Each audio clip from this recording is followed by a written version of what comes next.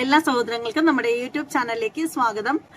അങ്ങനെ നമ്മുടെ ലക്ഷ്മിപ്രിയ രംഗത്ത് വന്നിരിക്കുകയാണ്. നമ്മുടെ ലക്ഷ്മിപ്രിയയ്ക്ക് ഇപ്പോൾ സമാധാനമായിട്ടുണ്ടെന്ന് തോന്നുന്നു. കാരണം അൻസിബ ഹസൻ കൊടുത്ത ആ ഒരു പരാതിയിൽ കഴമ്പില്ല എന്ന് കാണിച്ചുകൊണ്ട് ആ ഒരു കേസ് തള്ളുകയാണ് ചെയ്തിട്ടുള്ളത്. ഇനി അൻസിബ ഹസൻ കോടതിയിലേക്ക് വച്ച് പിടിപ്പിക്കും എന്നൊക്കെ പറയുന്നുണ്ടായിരുന്നു. അപ്പോൾ എന്തായാലും അൻസിബ ഈ ഒരു കേസിൽ നിന്നും ഒരിക്കലും വിട്ടുമാറില്ല എന്നും അൻസിബ നേരെ കോടതിയെ സമീപിക്കും എന്നൊക്കെയുള്ള നിലപാടുകളാണ് എടുത്തിട്ടുള്ളത്. അപ്പോൾ അൻസിബ ഹസനിലേക്ക് പോകാം. ലക്ഷ്മിപ്രിയ എനിക്കെതിരെ നൽകിയ പരാതിയിൽ കഴമ്പില്ലായിരുന്നെങ്കിൽ എസ് ഐ രേഷ്മ എന്തിനാണ് എന്നെ തൃപ്പൂണിത്തുറ വനിതാ സെല്ലിൽ വിളിച്ചു വരുത്തിയതും അപ്പൻ പത്രയ്ക്കെങ്ങാണ്ട് ഞാൻ അവിടെ എത്തിയിട്ടുണ്ട്. അവിടുത്തെ രജിസ്റ്റർ ബുക്കിൽ ഞാൻ എന്റെ പേര് എഴുതി ഒപ്പിട്ടിട്ടുണ്ട്. അതിലൊരു കാര്യം കൂടെ, എസ് ഐ രേഷ്മയ്ക്കെതിരെയും താങ്കൾ പരാതി പറഞ്ഞല്ലോ, അതിലും കാര്യമായ പ്രശ്നങ്ങളൊന്നും ഇല്ലെന്നാണ് ഇപ്പോൾ പോലീസ് പറയുന്നത്. രേഷ്മ മോശമായി പെരുമാറിയിട്ടില്ലെന്ന് കൂടി റിപ്പോർട്ടിൽ പറയുന്നുണ്ട് കേട്ടോ. അതാണ് ഞാൻ പറയുന്നത്. അപ്പൊ ഞാൻ 10:30 എങ്ങാണ്ട് അവിടെ എത്തിയത് അവിടുത്തെ വനിതാ സെല്ലിൽ രജിസ്റ്റർ ബുക്കിൽ എന്റെ പേര് എഴുതി ഒപ്പിട്ടിട്ടുണ്ട്. ലക്ഷ്മിപ്രിയ നൽകിയ പരാതിയിൽ കഴമ്പില്ലായിരുന്നെങ്കിൽ എസ് ഐ രേഷ്മ എന്തിന് എന്നെ പോലീസ് സ്റ്റേഷനിൽ വിളിച്ചു വരുത്തി? എന്നെ അത്രയും നേരം അവിടെ ഇരുത്തി. ലക്ഷ്മിപ്രിയയുടെ ഭർത്താവ് ജയേഷും എസ് ഐ രേഷ്മയും കൂടെ 3 പേരും കൂടെ ചേർന്നാണ് എസ് ഐ രേഷ്മയുടെ മുറിയിലിരുത്തി എന്നെ ഇന്റർവ്യൂട്ട് ചെയ്യുന്നത്. അങ്ങനെ ഒരു നിയമം ഇന്ത്യയിലുണ്ടോ എന്ന് എനിക്കറിയില്ല. അപ്പോൾ ലക്ഷ്മിപ്രിയയുടെ പരാതിയിൽ കഴമ്പില്ല എങ്കിൽ ഒരു എസ് ഐക്ക് തീർച്ചയായിട്ടും ആ പരാതിയിൽ കഴമ്പില്ല എന്ന് ആദ്യമേ മനസ്സിലാക്കേണ്ടതല്ലേ. അങ്ങനെ കഴമ്പില്ലാത്തൊരു പരാതിയുടെ പുറത്ത് എന്നെ എന്തിനാണ് അത്രയും നേരം അത്രയും മണിക്കൂറുകൾ പോലീസ് സ്റ്റേഷനിൽ പിടിച്ചിരുത്തിയത്? ആ പോലീസ് സ്റ്റേഷനിൽ ഇരുന്നതിന്റെ തെളിവ് എന്ന് പറയുന്നത് ഞാൻ 10:45 അവിടെ എത്തിയപ്പോൾ രജിസ്റ്റർ ബുക്കിൽ ഞാൻ പേര് എഴുതി ഒപ്പിട്ടിട്ടുണ്ട്. അത് കഴിഞ്ഞ് ഞാൻ അവിടെ ഒരുപാട് നേരം സ്പെൻഡ് ചെയ്തതിനു ശേഷം ഈ മാപ്പ് എഴുതിയ ആ ഒരു പേപ്പറുണ്ട്, അത് ഫോട്ടോ എടുക്കാൻ എന്നെ അനുവദിക്കണം എന്ന് പറഞ്ഞപ്പോൾ എന്നെ അനുവദിച്ചില്ല. ലക്ഷ്മിപ്രിയ മാത്രമാണ് അനുവദിച്ചത്. അത് കഴിഞ്ഞിട്ട് ഞാൻ തിരിച്ച് തൃപ്പൂണിത്തുറ സ്റ്റേഷനിൽ നിന്ന് കാക്കനാട് വരികയും കാക്കനാട് എന്റെ കാറിൽ നിന്ന് ഞാൻ പുറത്തിറങ്ങിയിട്ട് പോലില്ല. ഞാൻ തിരിച്ച് അതേ വണ്ടിയിൽ തന്നെ തിരിച്ച് വീണ്ടും ഞാൻ തൃപ്പൂണിത്തുറ പോലീസ് സ്റ്റേഷനിൽ പോവുകയും എന്റെ 2 സുഹൃത്തുക്കൾ അവർ എസ് ഐയോട് ചോദിച്ചു, നിങ്ങൾ ബയസ്ഡ് ആയിട്ട് പെരുമാറിയത് ഞങ്ങൾ എല്ലാ ചാനലുകളിലും അറിയിക്കും, നിങ്ങൾ ചെയ്തത് മോശമാണ് എന്ന് പറഞ്ഞപ്പോൾ ചാനലുകൾ ഭയന്നിട്ടാണ് എസ് ഐ രേഷ്മ എന്ന് അൻസിബ ഫോട്ടോ എടുത്തോട്ടെ എന്ന് പറഞ്ഞിട്ട് എന്നെ വിളിച്ചകത്ത് കയറ്റിയത്. ഇത് 3:10 സംഭവിക്കുന്നത്. ഐഫോണിൽ ഫോട്ടോ എടുത്തു കഴിഞ്ഞാൽ കൃത്യമായിട്ട് അതിൽ ഡേറ്റും സമയവും തെളിയും. അപ്പൊ എന്റെ മൊബൈൽ കൃത്യമായിട്ട് ആ ഫോട്ടോ ഞാൻ എടുത്ത സമയമുണ്ട് 3:10 എന്തായാലും 3 മണിക്ക് ശേഷമാണ് ആ ഫോട്ടോ. ഈ ഫോട്ടോയൊക്കെ നൽകിയിരുന്നോ, കൈമാറിയിരുന്നോ? ഇതൊന്ന് തെളിവ് നൽകാൻ ഒന്നാമത്തെ കാര്യം, ഇത് അസിസ്റ്റന്റ് കമ്മീഷണറിന്റെ ഓഫീസിൽ തൃക്കാക്കര പോയിട്ടാണ് ഞാൻ മൊഴി കൊടുത്തത്. FIR ഇടാതെയാണ് എന്റെ മൊഴി രേഖപ്പെടുത്തിയത് പോലും. അത് തന്നെ വാങ്ങല്ലേ? FIR പോലും ഇടാതെയാണ് മൊഴി രേഖപ്പെടുത്തിയിരിക്കുന്നത്. അപ്പൊ അല്ലാതെ എന്റെ കയ്യിൽ നിന്ന് വേറെ തെളിവുകളൊന്നും വാങ്ങിച്ചിട്ടൊന്നുമില്ല. അപ്പൊ ഞാൻ കാര്യങ്ങളെല്ലാം അന്നേ പറഞ്ഞിട്ടുണ്ടായിരുന്നു. പിന്നെ തൃപ്പൂണിത്തുറ വനിതാ സെല്ലിൽ CCTV ഇല്ല എന്നിരിക്കെ എസ് ഐ രേഷ്മ പറയുന്നത് മാത്രം എങ്ങനെയാണ് മറ്റു പോലീസുകാർ വിശ്വസിക്കുന്നത്, അല്ലെങ്കിൽ അന്വേഷണം നടത്തിയ പോലീസുകാർ വിശ്വസിക്കുന്നത് എന്ന് എനിക്ക് മനസ്സിലാവുന്നില്ല.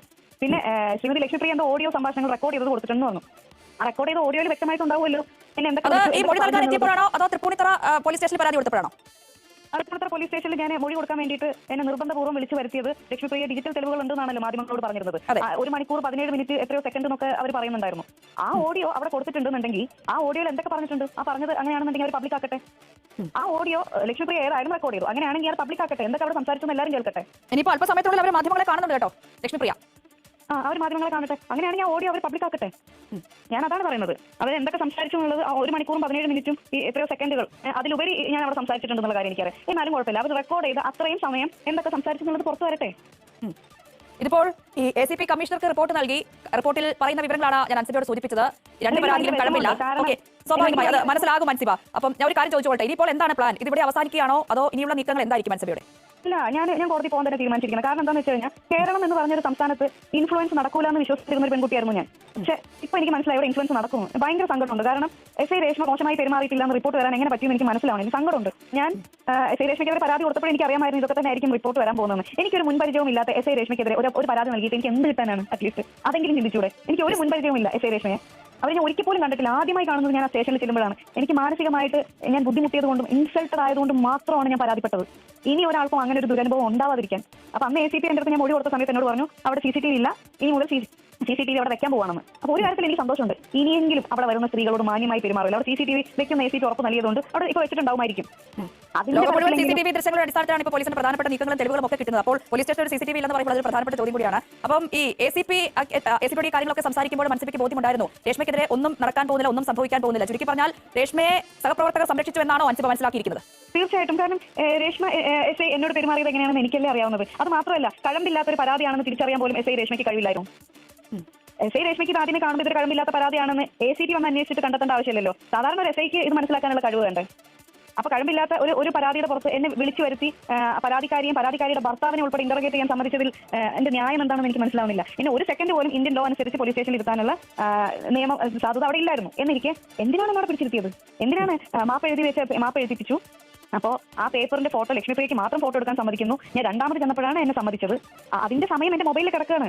അപ്പോൾ 10:45 എത്തി. ഞാൻ 3:10 ഈ ഫോട്ടോയും എടുത്ത് തിരിച്ചു വരുന്നത്. ഇത്രയും നേരം എന്തായാലും ഞാൻ അവിടെ ആയിരുന്നു എന്നുള്ളതിന്റെ തെളിവല്ലേ അത്? അവിടെ CCTV ഫുട്ടേജ് ഇല്ലെങ്കിലും.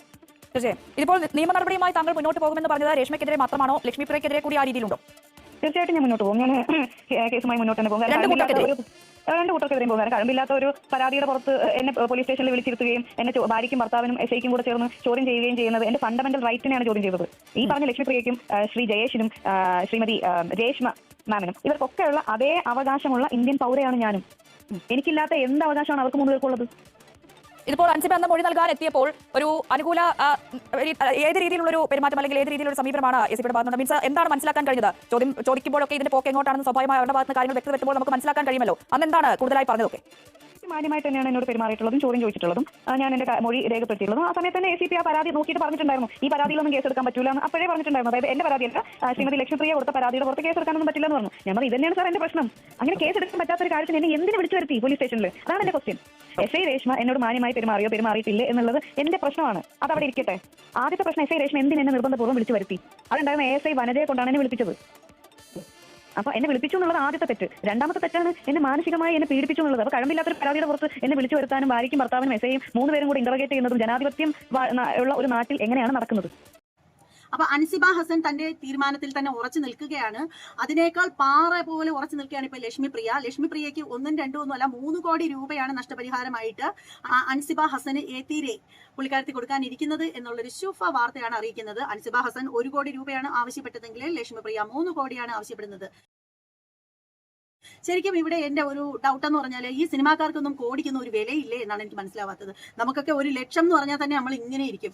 അവിടെയാണ് ഇവിടെ 1 കോടി എന്നൊക്കെ പറയുമ്പോൾ ഇവർക്കൊക്കെ ഒരു നിസ്സാരം പോലെയാണ് പറയുന്നത്. 3 കോടിക്ക് 1 കോടിക്ക് എന്നൊക്കെയുള്ള കാര്യം. നമുക്കൊക്കെ 1 കോടി മേടിക്കുന്നതെന്ന് പറഞ്ഞാൽ നമ്മൾ ചത്ത് കിടക്കുമ്പോഴാണ് പോയി 1 കോടി മേടിച്ചുകൊണ്ട് വരുന്നത് 50 രൂപ കൊടുത്തിട്ട്. ഇവിടെ ഇവർക്കൊന്നും കോടിക്കൊന്നും ഒരു വിലയില്ല.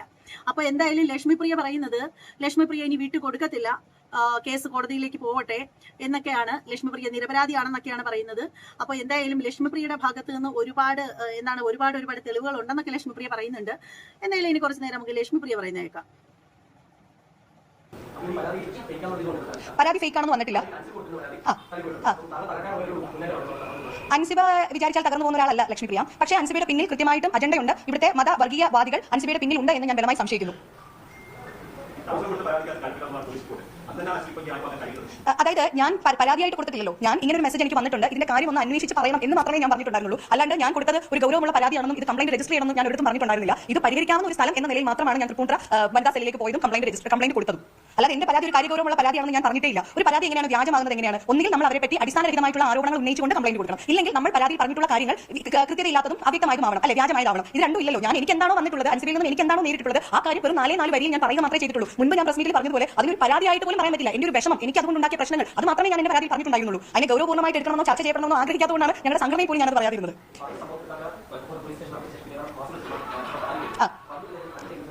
തീർച്ചയായിട്ടും ഞാൻ സംശയിക്കുന്നുണ്ട്. അല്ലെങ്കിൽ അതായത് ഇത് എന്നോ കഴിഞ്ഞു പോയി പരസ്പരം രണ്ടുപേരും ഷെയ്ക്കാൻഡ് കൊടുത്ത് പോയ ഒരു കാര്യമാണ്. ക്ഷമ പറയുന്നുണ്ടോ എന്നൊരു ചോദ്യം മാത്രമാണ് നമ്മുടെ തൃപ്പൂണിത്തുറ വനിതാ സെൽ SI രേഷ്മ മാഡത്തിന്റെ ഭാഗത്ത് നിന്ന് അഡീഷണൽ ആയിട്ട് വന്നിട്ടുള്ളത്. ആകെ 20 മിനിറ്റ് സമയം മാത്രമാണ് അൻസിബയും ഞാനും എല്ലാവരും കൂടി ഒരുമിച്ച് മാഡവും ഒക്കെ കൂടി സംസാരിച്ചിട്ടുള്ളത്. അതിൽ തന്നെ അൻസിബയുടെ കാര്യത്തിൽ ഉറച്ചു നിൽക്കുകയും അൻസിബ പറഞ്ഞ മാതിരി റിപ്പോർട്ട് തയ്യാറാക്കാം എന്ന് പറയുകയും ചെയ്ത് കഴിഞ്ഞ ഒരു കാര്യമാണ്. ബാക്കി 35 മിനിറ്റ് 20 സെക്കൻഡ് സമയത്തോളം എന്റെ ഹസ്ബൻഡിന്റെ അടുത്ത് ഫോണിൽ സംസാരിക്കുകയാണ് ചെയ്തത്. അത് വിലപ്പെട്ട റെക്കോർഡായിട്ട് നമ്മുടെ ഉണ്ടായിരുന്നു. നമ്മുടെ നിരപരാധിത്വം അതിൽ തെളിയിക്കാനായിട്ട് തീർച്ചയായിട്ടും സാധിച്ചു. അപ്പോൾ ഇത്തരം കാര്യങ്ങളൊക്കെയാണ് അവിടെ ഉണ്ടായിട്ടുള്ളത്. ഇത് എന്നോ കഴിഞ്ഞ ഒരു കാര്യമാണ്. ജനുവരി 30 കഴിഞ്ഞതാണ്. എന്നിട്ട് മെയ് പകുതിയോട് കൂടിയിട്ട് പുതിയ അടിസ്ഥാനരഹിതമായ ആരോപണങ്ങൾ പറഞ്ഞുകൊണ്ട് കേരളത്തിന്റെ പൊതു സമൂഹം ചർച്ച ചെയ്യുന്ന രീതിയിൽ വലിയൊരു വിവാദമാക്കി കൊണ്ടുവന്നതിന് പിന്നിൽ തീർച്ചയായിട്ടും കൃത്യമായ അജണ്ടയുണ്ട്. അത് തീർച്ചയായിട്ടും അന്വേഷിക്കപ്പെടുന്നത് തന്നെയാണ്. അപ്പോൾ എന്തായാലും ഇവിടെ എല്ലാവരുടെയും ഭാഗത്തും എന്തൊക്കെ ന്യായീകരിച്ചു കഴിഞ്ഞാലും തെറ്റായിട്ടുള്ള കാര്യങ്ങളൊക്കെ അൻസിബയുടെ ഭാഗത്തു നിന്നും സംഭവിച്ചിട്ടുണ്ട്. അതുപോലെ തന്നെ ലക്ഷ്മിപ്രിയയുടെ ഭാഗത്തു നിന്നും സംഭവിച്ചിട്ടുണ്ട്. അതിൽ ഏറ്റവും വലിയൊരു തെറ്റ് സംഭവിച്ചെന്ന് പറഞ്ഞാൽ ഇവര് ആ ഒരു താരസംഘടനയ്ക്കുള്ളിൽ പറഞ്ഞു തീർക്കേണ്ട ആ ഒരു കാര്യം അതിനുള്ളിൽ ഒതുക്കി തീർക്കാണ്ട് പോലീസ് സ്റ്റേഷനിലേക്ക് എത്തിച്ചു എന്നുള്ള കാര്യം തന്നെയാണ്. ഇപ്പോൾ അത് പോലീസ് സ്റ്റേഷനിൽ നിന്നും കൈവിട്ട് കോടതിയിലേക്ക് പോവുകയാണ്. വളരെ മോശമായിട്ടുള്ള കാര്യം തന്നെയാണ്. നിങ്ങൾ ആദ്യം ഓർക്കേണ്ടതെന്ന് പറഞ്ഞാൽ ഈ ഒരു കേരളത്തിലെ സിനിമാ മേഖലയിൽ സംഭവിച്ച ഈ ഒരു സംഭവം എന്ന് പറഞ്ഞാൽ ഇവിടെയും കൊണ്ട് മാത്രം ഒതുങ്ങി നിൽക്കില്ല.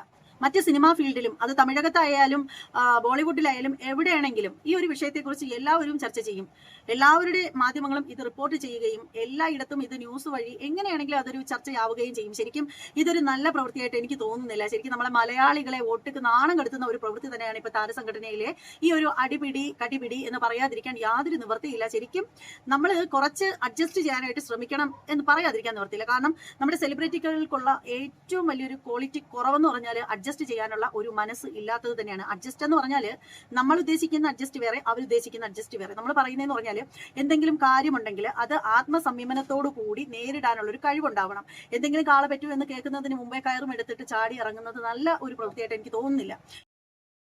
ഒരു വിഷയത്തെ കൈകാര്യം ചെയ്ത നമ്മുടെ ശ്വേതാ മേനോനാണ് ഏറ്റവും വലിയ തെറ്റ് പറ്റിയത് എന്ന് പറയാതിരിക്കാൻ നിവൃത്തിയില്ല.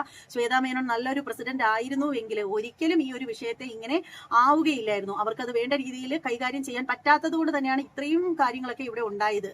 അപ്പോൾ എന്തായാലും നമ്മുടെ മലയാളം സിനിമയുടെ സംഘടനയെ പറ്റിയിട്ട് ജനങ്ങൾക്ക് അത്ര നല്ല അഭിപ്രായം ഉണ്ടായത് നിങ്ങളുടെയൊക്കെ ഈ ഒരു പ്രവൃത്തി ദോഷം കൊണ്ട് തന്നെയാണ്. നേരത്തെ നമ്മുടെ ഇടവേള ബാബുവും അതുപോലെ നമ്മുടെ മോഹൻലാലും ഒക്കെ നിന്ന സമയത്താണെങ്കിൽ ഇത്തരത്തിലുള്ള പ്രശ്നങ്ങളൊന്നും ഉണ്ടായതായിട്ട് നമുക്കറിയില്ല. എന്തായാലും ഇപ്പോൾ പെൺഭരണം കിട്ടിക്കഴിഞ്ഞപ്പോൾ ആകെ നാറ്റക്കേസായി എന്ന് പറയാതിരിക്കാൻ നിവൃത്തിയില്ല. അപ്പൊ ലക്ഷ്മിപ്രിയ ഒരു ശകലം പോലും വിട്ടുകൊടുക്കില്ല എന്നുള്ള ഒരു വാശിയിലാണ് ഉള്ളത്. അപ്പൊ ലക്ഷ്മിപ്രിയ ഒരു മെസ്സേജിന്റെ കാര്യം പറയുന്നു. ആ ഒരു മെസ്സേജ് ഹസ്ബൻഡ് എടുത്ത് നോക്കി അത് കണ്ടപ്പോഴാണ് പ്രശ്നമായെന്ന് പറയുന്നു. അപ്പൊ ഈ ഒരു ലക്ഷ്മിപ്രിയക്ക് അൻസിബ ഹസൻ അയച്ച മെസ്സേജ് എന്താണെന്ന് നമുക്കറിയില്ല. അത് ഈ പറയുന്ന ലക്ഷ്മിപ്രിയ പുറത്തേക്ക് വിട്ടിട്ടില്ല എന്നാണ് നമ്മൾ മനസ്സിലാക്കുന്നത്. ഇനി ആരെങ്കിലും ആ ഒരു മെസ്സേജ് കണ്ടിട്ടുണ്ടെങ്കിൽ ഒന്ന് കമന്റ് ഇട്ടേക്കണേ. ഞാൻ ഇതുവരെ ആ ഒരു മെസ്സേജിനെ കുറിച്ചിട്ട് അറിഞ്ഞിട്ടില്ല. ഒരു മെസ്സേജ് എന്ന് പറയുന്നതല്ലാതെ അതെന്താണെന്ന് നമുക്കറിയില്ല. ഒരു വ്യക്തിയുടെ ജീവിതം തകർക്കുന്ന തരത്തിലുള്ള ഒരു മെസ്സേജ് ഉണ്ടെങ്കിൽ അതെന്താണെന്ന് അറിയണമല്ലോ. അപ്പൊ എന്തായാലും കൂടുതലായിട്ടൊന്നും പറയാനില്ല. എന്തായാലും വല്ലാത്ത മോശമായിപ്പോയി എന്ന് മാത്രമേ പറയാനുള്ളൂ. എന്തായാലും അവിടെ ഈ രണ്ട് പെണ്ണുങ്ങളും അടങ്ങിയിരിക്കുന്ന ഒരു പ്രശ്നമല്ല. അൻസിബ ഹസൻ കോടതിയിലേക്ക് പോകുമെന്ന് പറയുന്നു. അതേപോലെ തന്നെ ലക്ഷ്മിപ്രിയയും കോടതിയിലേക്ക് പോകുമെന്ന് പറയുന്നു. ഇനി നമ്മുടെ ടിനി ടോമൻ ഇങ്ങോട്ട് പോകും എന്നുള്ള കാര്യത്തിലാണ് ആകെ ഡൗട്ട്.